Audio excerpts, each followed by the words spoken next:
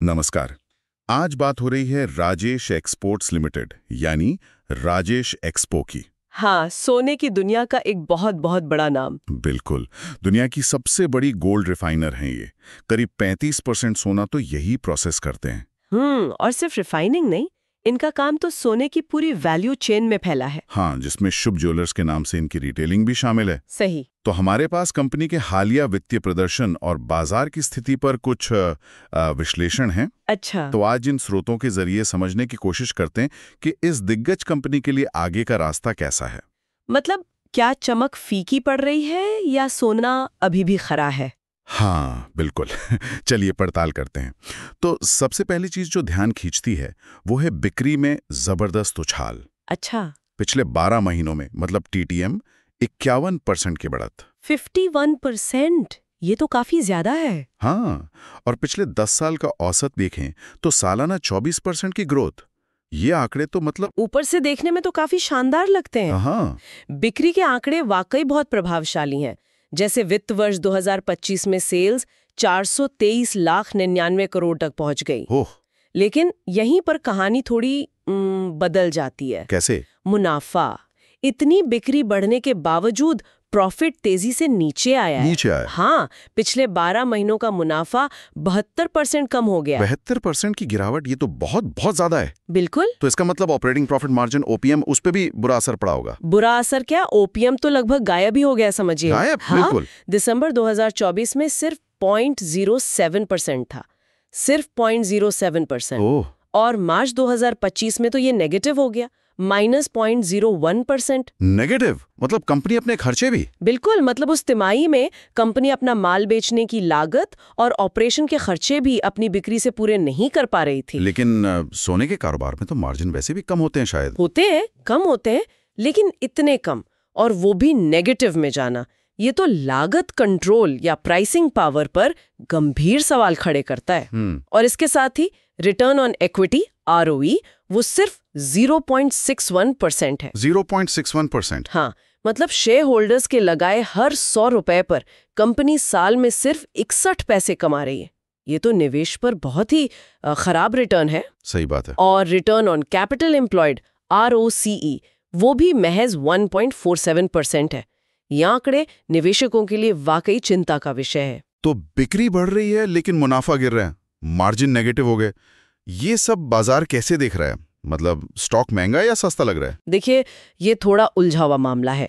PE ratio जो है वो 66 पर है। 66? ये तो ज्यादा है। हाँ, आमतौर पर ये ऊंचा माना जाता है, और खासकर तब जब मुनाफा गिर रहा हो तो ये ओवर वैल्यूएशन का संकेत हो सकता है। लेकिन दूसरी तरफ price to book ratio PB वो सिर्फ 0.34 है। सिर्फ 0.34?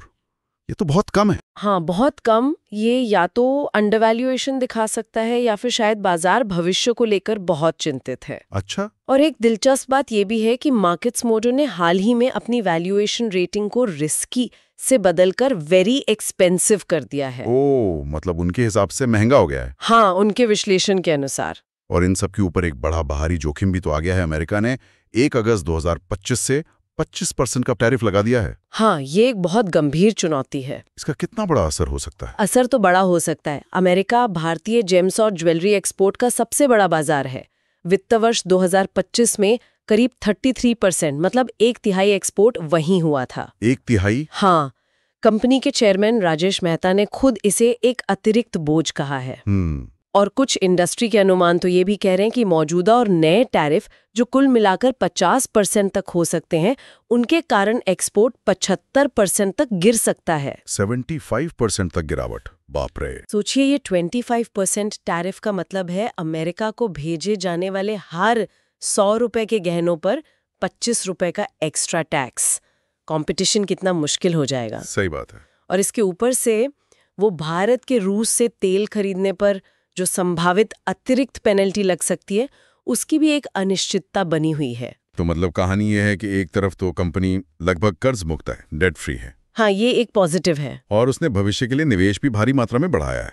मार्च 2024 के 1292 करोड़ रुपए से सीधे मार्च 2025 में 10,750 करोड़ रुपए। हाँ, निवेश तो काफी बढ़ाया है। लेकिन दूसरी तरफ ये गिरता हुआ मुनाफा, सिकुड़ते मार्जिन, नेगेटिव मार्जिन बल्कि, हाँ, और नेगेटिव कैश फ्लो भी, -635 करोड़ का नेगेटिव कैश फ्लो। मतलब पैसा बाहर ज्यादा जा रहा है अंदर आने से। बिल्कुल ये तो भारी निवेश के बावजूद चिंता की बात है ना। सही पकड़ा। ये भारी निवेश शायद लॉन्ग टर्म ग्रोथ के लिए जरूरी हो, कौन जाने, लेकिन इसने छोटी अवधि में मुनाफे और कैश फ्लो पे जबरदस्त दबाव डाला है। और ऊपर से ये टैरिफ का संकट। हाँ, हालांकि एक कह सकते हैं सिल्वर लाइनिंग ये है कि कंपनी का वर्किंग कैपिटल मैनेजमेंट काफी कुशल लगता है। अच्छा, कैसे? कैश कन्वर्जन साइकिल सिर्फ 2 दिन का है। सिर्फ 2 दिन? हाँ, जिसका मतलब है कि कंपनी अपनी इन्वेंट्री और देनदारों से पैसा बहुत तेजी से, मतलब सिर्फ 2 दिन में नकदी में बदल लेती है। ये काफी एफिशिएंट है। ये तो है। तो कुल मिलाकर निवेशकों के लिए क्या संकेत हैं? क्या करना चाहिए? खरीदें, बेचें, इंतजार करें? देखिए, तस्वीर साफ नहीं है, मिली जुली है और इसमें जोखिम भी काफी है। हाँ, बिक्री की ग्रोथ अच्छी बात है, पॉजिटिव है, लेकिन मुनाफे में भारी गिरावट, लगभग 0 या नेगेटिव मार्जिन और ये टैरिफ का खतरा, ये बहुत बड़ी चिंताएं हैं। सही। तो निवेशकों को बहुत सावधानी से कदम उठाना चाहिए। ये देखना बहुत जरूरी होगा कि कंपनी इन चुनौतियों से कैसे निपटती है और क्या वो अपनी लाभप्रदता, अपना प्रॉफिट वापस पटरी पर ला पाती है। बिल्कुल।